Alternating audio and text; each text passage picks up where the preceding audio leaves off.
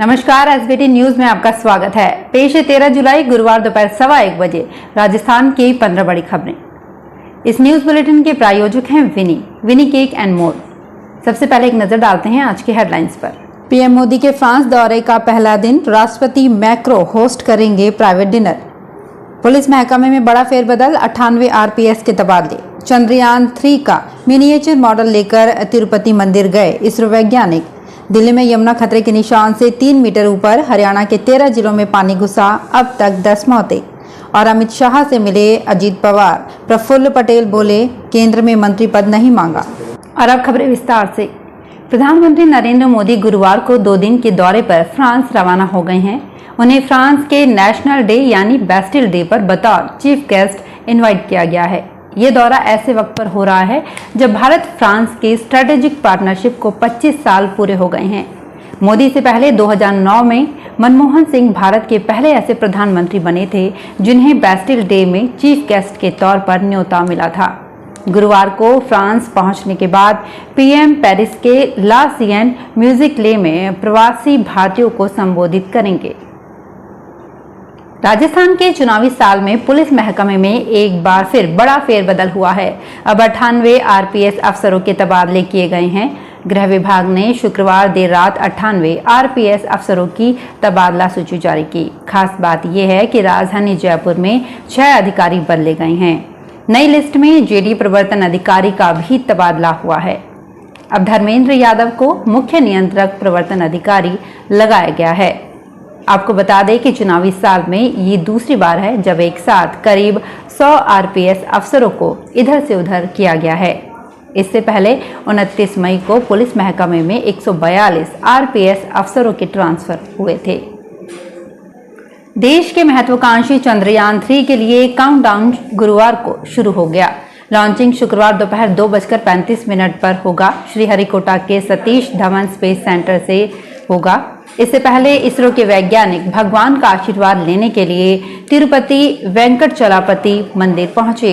वैज्ञानिक चंद्रयान 3 का miniature model भी अपने साथ लेकर गए। चंद्रयान 24-25 अगस्त को चांद पर उतरेगा। अगले 14 दिन रोवर लैंडर के चारों ओर 360 डिग्री में घूमेगा और कई परीक्षण करेगा। दिल्ली में यमुना नदी का जलस्तर गुरुवार सुबह 7 बजे 208.46 मीटर पर पहुंच गया। ये खतरे के निशान 205 मीटर से 3 मीटर ज्यादा है। राजधानी के वजीराबाद में सिग्नेचर ब्रिज के पास गढ़ी मांडू गांव पानी में डूब गया। यमुना नदी के किनारे बसे निचले इलाकों से 16,000 से ज्यादा लोगों को निकालकर सुरक्षित स्थानों पर पहुंचाया गया। केंद्रीय जल आयोग को आशंका है कि गुरुवार दोपहर तक जलस्तर 209 मीटर पहुंचने पर ज्यादातर इलाके जलमग्न हो जाएंगे। यहां एनडीआरएफ की 12 टीमें तैनात की गई है। इधर हरियाणा में भी 13 जिलों में यमुना का पानी घुस चुका है और राज्य में अब तक 10 मौतें हो चुकी है। महाराष्ट्र के डिप्टी सीएम अजीत पवार और प्रफुल्ल पटेल ने बुधवार को केंद्रीय गृह मंत्री अमित शाह से मुलाकात की। प्रफुल्ल पटेल ने कहा कि ये एक शिष्टाचार मुलाकात थी। हमने केंद्रीय कैबिनेट में कोई पद नहीं मांगा। उन्होंने आगे कहा कि सत्ताधारी गठबंधन में कोई फूट नहीं है। महाराष्ट्र में 1-2 दिनों में पोर्टफोलियो का बंटवारा हो जाएगा। 18 जुलाई को एनडीए गठबंधन के घटक दलों की मीटिंग बुलाई गई है। लोकसभा स्पीकर ओम बिरला ने बुधवार रात कोटा में एक कार्यक्रम के दौरान इशारों में शहर के विकास कार्यों में पक्षतापूर्ण रवैये का आरोप लगाया। प्रबुद्ध जन संवाद कार्यक्रम में बिरला ने बिना किसी का नाम लिए कहा कि जनप्रतिनिधि का दायित्व है कि विकास समावेशी और गैर पक्षतापूर्ण हो। कई बार मुझे लगता है कि आखिर एक शहर में 2 आंखें कैसे हो सकती है। केवल एक विधानसभा के अंदर विकास की चिंता करना और दूसरे विधानसभा के अंदर इसलिए काम नहीं करना कि वहां प्रतिपक्ष का विधायक है, ये न्यायपूर्ण व्यवस्था नहीं है। जयपुर में सना इजाज सरकार आम आदमी के लिए ऑनलाइन एफआईआर की सुविधा मुहैया कराने की बात करती है, लेकिन ऑनलाइन एफआईआर तो दूर की बात है। यहाँ स्थिति ये है कि थाने के जारी संपर्क नंबर और थाने के एसएचओ के सीयूजी नंबर ही अस्तित्व में नहीं हैं, जबकि सरकार और पुलिस मुख्यालय ने प्रदेश के सभी थानाधिकारी को एक सीयूजी नंबर जारी कर रखे हैं ताकि एसएचओ का अगर तबादला हो जाए तो आमजन को परेशानियों का सामना नहीं करना पड़े। अगर आप मदद के लिए पुलिस से संपर्क करने के लिए ऑनलाइन सर्च करते हैं तो ज्यादातर थानों के नंबर नहीं मिलेंगे।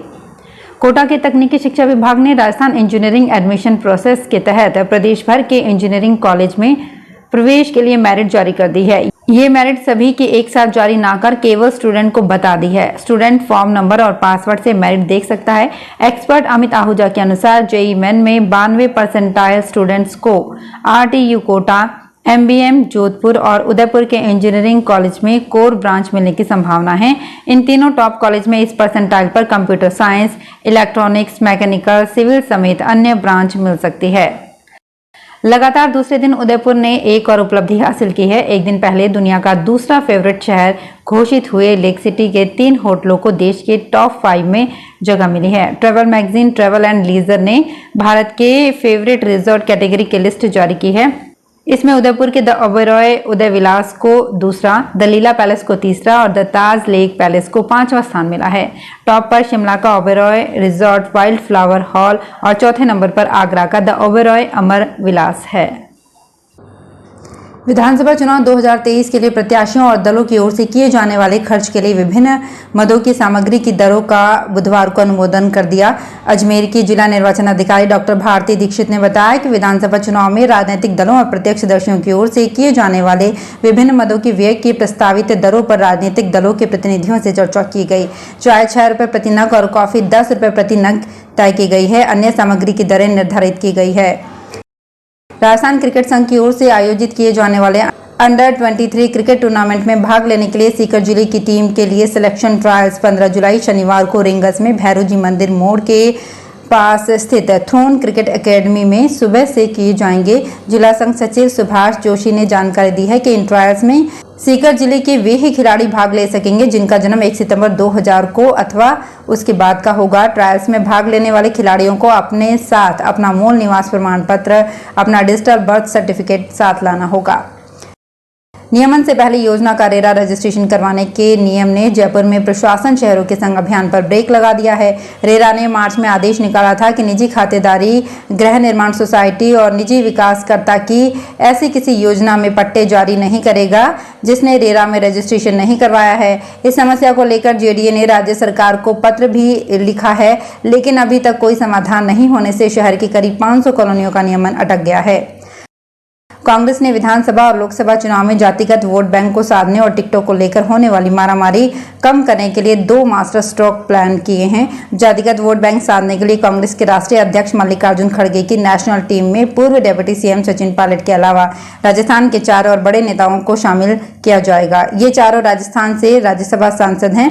कांग्रेस वर्किंग कमेटी जिसका पुनर्गठन किया जा रहा है, इस कमेटी में पायलट महासचिव होंगे। उनके अलावा केसी वेणुगोपाल, रणदीप सिंह सुरजेवाला, मुकुल वासनिक, प्रमोद तिवारी भी खड़गे की नेशनल टीम में शामिल होंगे। अगर कोई सफाई कर्मचारी किसी घर में लंबे समय से काम कर रहा है तो वो भी सफाई कर्मचारी भर्ती का पात्र अभ्यर्थी बन सकता है, क्योंकि राज्य सरकार ने भर्ती के नियमों में संशोधन करते हुए कई बेरोजगारों को अनुभव प्रमाण पत्र में लाभ देते हुए मकान मालिक को भी इसकी पावर दे दी है। वो पेपर पर अनुभव प्रमाण पत्र जारी कर सकता है। इसके लिए घर के मुखिया को उसमें 1 साल से काम करने की जानकारी जैसे कि तिथि आदि भरनी होगी और ये भर कर देना होगा। इसके साथ ही जारी करने वाले व्यक्ति का आधार कार्ड और मोबाइल नंबर की डिटेल प्रमाण पत्र जारी करते समय भरना होगा, ताकि भविष्य में घर के मुखिया से उसका वेरिफिकेशन कराया जा सके। राजस्थान कर्मचारी चयन बोर्ड ने एग्रीकल्चर सुपरवाइजर के 430 पदों पर वैकेंसी निकाली है। इसके तहत 385 पदों पर नॉन टीएसपी जबकि 45 पदों पर टीएसपी क्षेत्र में पोस्टिंग दी जाएगी। उम्मीदवार आज से 13 अगस्त तक राजस्थान कर्मचारी चयन बोर्ड की ऑफिशियल वेबसाइट पर जाकर ऑनलाइन अप्लाई कर सकेंगे। इसके बाद 21 अक्टूबर को भर्ती परीक्षा का आयोजन किया जाएगा। इसमें चयनित उम्मीदवारों को मेरिट के आधार पर पोस्टिंग दी जाएगी। तो फिलहाल इस बुलेटिन में इतना ही। फिर हाजिर होंगे कुछ और बड़ी खबरों के साथ।